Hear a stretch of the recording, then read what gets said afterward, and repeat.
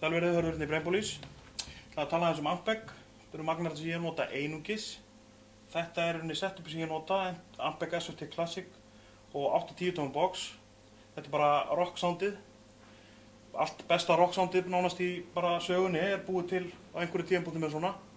Þetta eru algengustu og vinsælustu leigumagnarar, bæði fyrir alla tónlistaháttíðir og allt saman.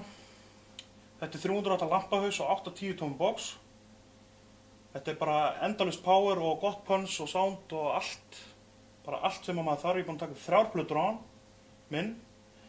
Og mjög einfaldur og þægilegur. Og ég er búinn að ferðast með hann út um allt, innanlands og utan og þetta er bara snilld. EQ-ið sem ég nota á honum er rosalega einfalt.